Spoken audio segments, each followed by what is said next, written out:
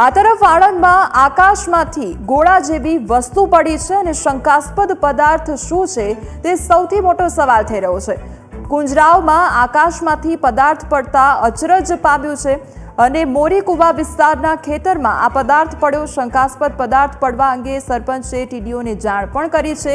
પદાર્થ પડવાને કારણે કોઈ નુકસાન નથી થયું, ત્યારે આકાશમાંથી આ ગોળો પડ્યો હોવાનું સ્થાનિકોએ જણાવ્યું છે। આ પદાર્થની તપાસ બાદ જ જાણી શકાશે કે આખરે આ આકાશમાંથી કેવી રીતે આવ્યો અને આ પદાર્થ શું છે તેને લઈને પણ તપાસ હાથ ધરવામાં આવી રહી છે। ત્યારે આણંદની આ ઘટના સામે આવી છે, જેમાં આકાશમાંથી ગોળા જેવી વસ્તુ પડી છે। અમારી સાથે હાલ સંવાદદાતા યોગીન જોડાઈ ગયા છે। યોગીન, આણંદની જે આ અચરજ પમાડે તે પ્રકારની ઘટના સામે આવી છે, જેમાં આકાશમાંથી ગોળા જેવી વસ્તુ પડી છે તે પ્રકારની માહિતી સામે આવી છે। આ વસ્તુ શું છે તેને લઈને શું કંઈ અપડેટ મળી રહ્યું છે યોગીન? જી, અમારી વાત થઈ છે સ્થાનિક સરપંચ સાથે।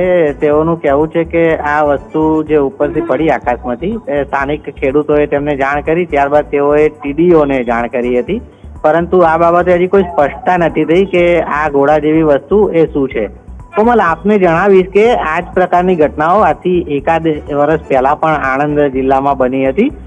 બે અલગ અલગ જગ્યાઓ ઉપર આનાથી પણ મોટા કદના ગોળા પડ્યા હતા અને ત્યારબાદ જે અમદાવાદની નાસા સંસ્થા છે તેને સ્પષ્ટતા કરી હતી કે જે સ્પેસમાં જે તોડી નાખવામાં આવે છે ઉપગ્રહ, તે ઉપગ્રહને દરિયાઈ વિસ્તારમાં તોડવામાં આવતા હોય છે, જે રીતે તેમનો કાટમાળ દરિયામાં પડે એ રીતે તોડવામાં આવતા હોય છે, પરંતુ તેના કેટલાક કટકા હોય છે તે આ રીતે આસપાસના નજીકના ભાગોમાં પડી જતા હોય છે।